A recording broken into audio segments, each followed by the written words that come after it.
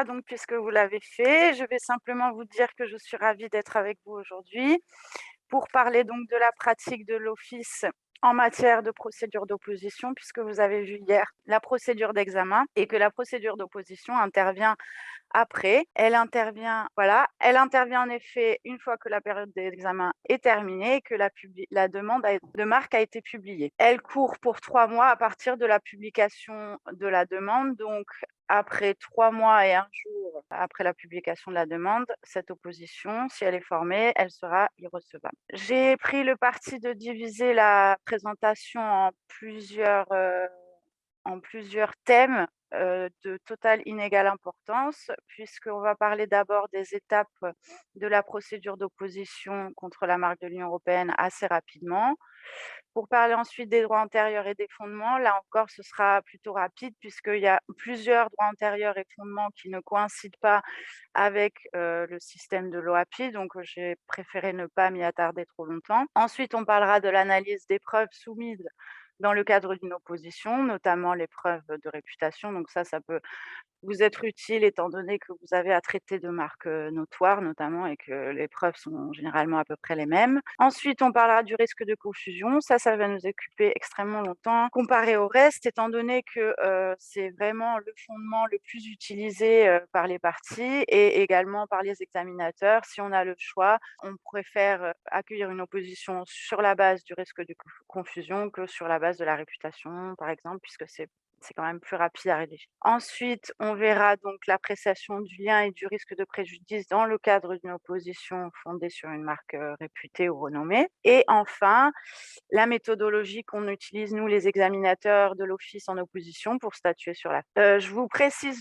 tout de suite que donc, comme a dit Wéré, ce serait bien que ce soit interactif. Donc si vous avez des questions, surtout n'hésitez pas à lever la main ou à écrire la question comme il a été mentionné, dans la première présentation. Vous avez la possibilité de le faire tout au long de la présentation, donc n'hésitez pas, même si on va faire une partie un peu plus pratique, à la fin. Donc commençons avec la procédure d'opposition.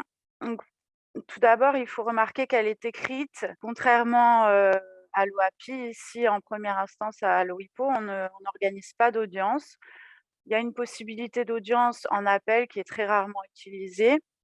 Mais, en première instance, il y a pas cette possibilité n'existe pas. Donc elle est totalement écrite et elle est contradictoire. Donc la procédure d'opposition commence à la réception de l'acte d'opposition, puisque c'est une procédure écrite, dont le demandeur est informé et qui, va être ensuite disponible dans, le dossier électronique accessible sur le site web de l'office. Une fois qu'on aura reçu l'acte d'opposition, on va vérifier que la taxe correspondante a été acquittée et si ce n'est pas le cas, on réputera l'opposition non formée.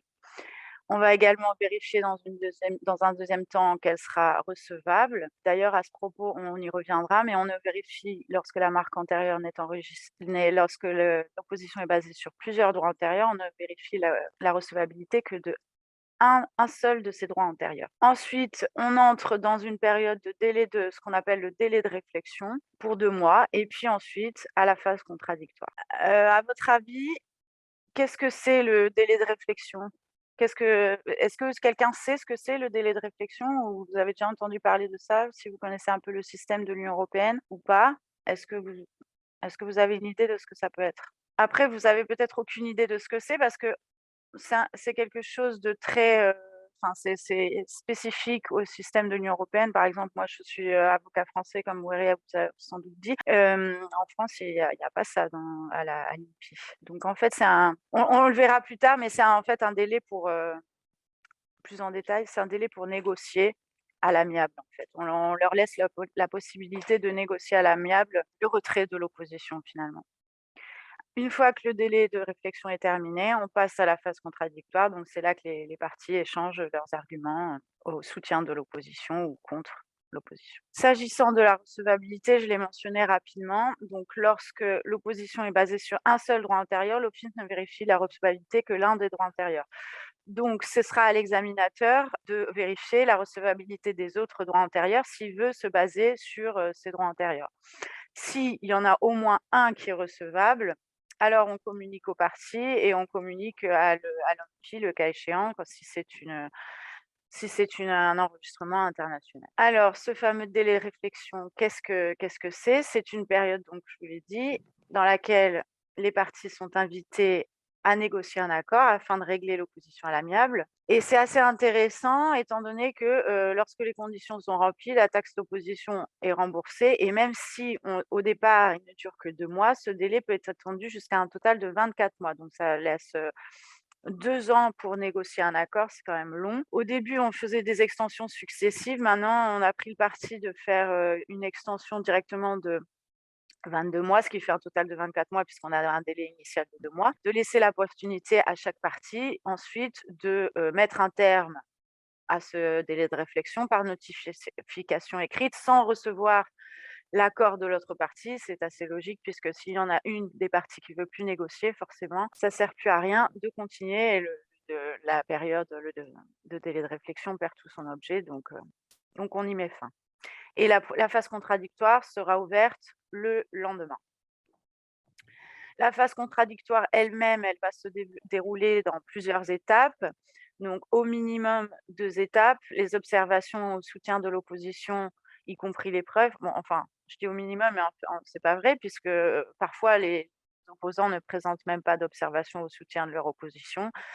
Ils présentent simplement un formulaire, peut-être quelques lignes dans le formulaire, de ce que de leur, présentant leurs arguments, mais c'est tout. Ça arrive qu'on ait vraiment aucune observation dans le dossier, ni de l'opposante, ni de la demanderesse.